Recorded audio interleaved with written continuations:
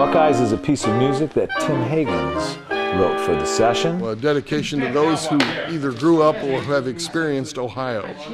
And as you can tell with my red glasses and gray hair, I'm an ardent Buckeye. I'm from Cleveland, Tim's from Dayton. Buckeyes from the top. Accidentals carry over within the octave. That's all right. We're just getting into it.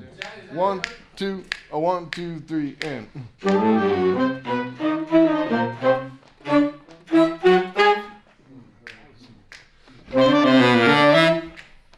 And that's another ensemble that's kind of like, you know, formless in a way, through composed. Okay. That leads up to this big ba ba ba ba ba ba ba doo ba.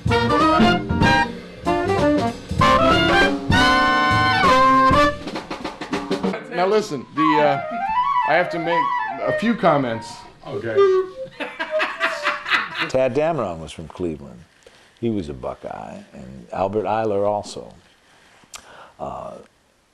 So it has we have some kind of funny roots there.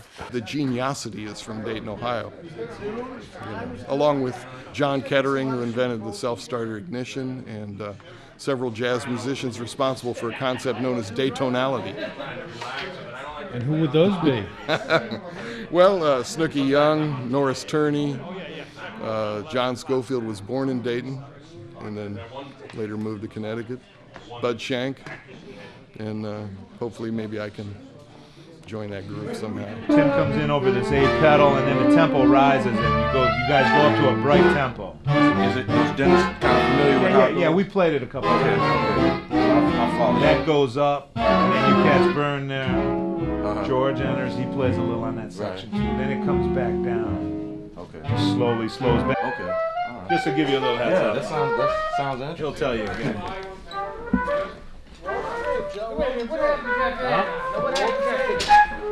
An Italian thing, you know? With the coat? Yeah.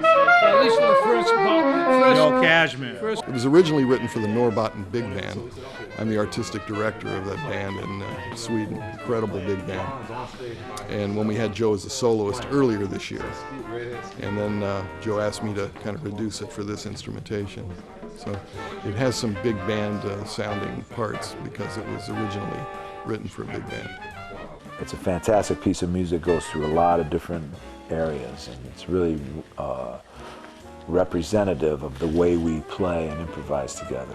Well, I wrote the first figure because all the lines I write come out of kind of how I improvise. So I think, okay, if I'm going to improvise right in this moment, what would I play? And then I write that. And then as I get a few of those lines, they just kind of take shape on their own. And the chorus that Joe played on, that chord progression came after I wrote the whole beginning and tried to find a chord progression that would fit the lines that I wrote, something that would make sense for him to play over, you know.